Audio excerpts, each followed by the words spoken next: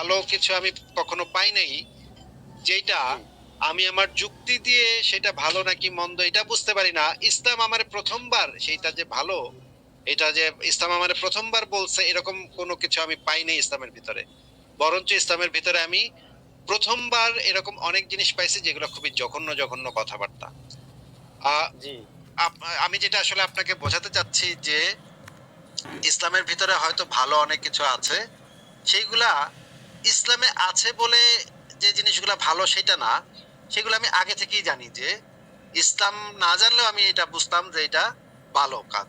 যেমন ধরেন গরিবকে খাবার দেয়া, গরিবকে জি যদি জি কেউ জি খাবার দেয়, এটা ভাই আমার জি আমার ইসলাম দরকার নাই ভাই, কোরআন দরকার নাই ভাই এটা বোঝার জন্য। আমার নাস্তিক হইতাম তাইলেও আমি এটা বুঝতাম যে এটা একটা ভালো কাজ, যদি আমার সামর্থ্য থাকে তাহলে আমি যার কাছে যার খাবার নাই তাকে একটু খাবার দিব।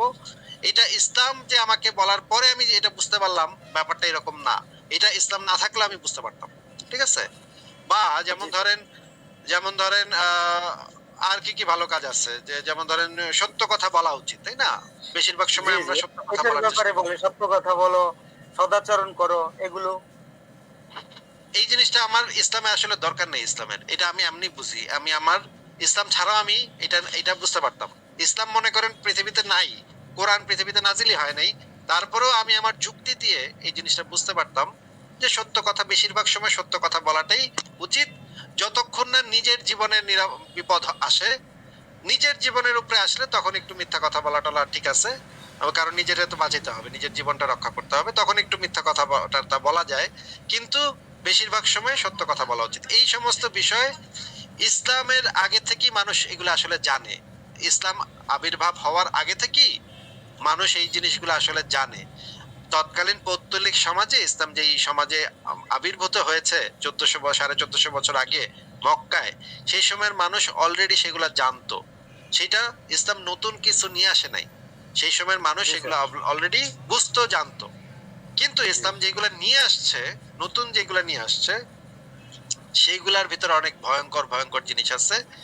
সেগুলোর ভিতরে গণহত্যা আছে, সেগুলোর ভিতরে জি শিশু বিবাহ আছে, সেগুলোর জি ভিতরে কাফেরদেরকে মেরে তাদের মা বেটিকে গনিমতের মাল বানানো আছে। এইগুলা জি ভাই হত্যা, খুবই জঘন্য হত্যা আছে। জিনিস। এইগুলা জি কোনোভাবেই সমাজে একসেপ্টেবল না।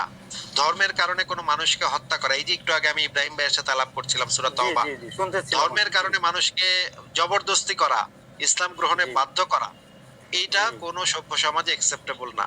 এইগুলা জি ইসলামে জি আছে। জি এগুলো তো ভাই ভয়ঙ্কর জিনিস। আপনার কি মনে হয়? আমার স্যার আমারই মনে হয় ধর্মীয় অনেক কিছু আমি নিজেই পালন করে নিজেকে নিজে ক্ষমা করতে পারি না। অনেক অনেক সময় ধর্ম টিকিয়ে রাখার জন্য বউ বেটিদের সাথে খারাপ ব্যবহার করতে হয়, পর্দার জন্য খারাপ ব্যবহার করতে হয়, অথচ ইসলাম টিকিয়ে রাখার জন্য আমাকে রূঢ় হইতে হয়, খারাপ মানুষ হয়ে যেতে হয়। আমি নিজে খুবই কষ্ট পাই। বিষয়টা বুঝাতে পারছি কিনা? হ্যাঁ, বোঝাতে পেরেছেন। আমরা যে সমস্ত বিষয় নিয়ে সাধারণত আলোচনা করি, যেমন ধরেন প্রত্যেক মানুষের তো অধিকার আছে সরি যে, স্যার, আমি কি হ্যাঁ, আমি কি বলেছি শুনেছেন স্যার?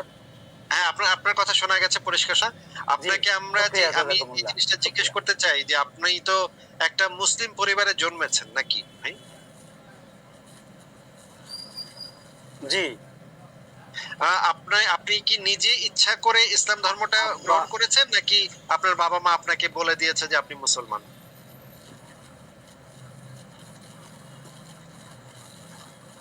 মানে পরকাল, পরকালের উপরে প্রগাঢ় বিশ্বাস এ নিয়ে ঈমান আমল নিয়ে চলি।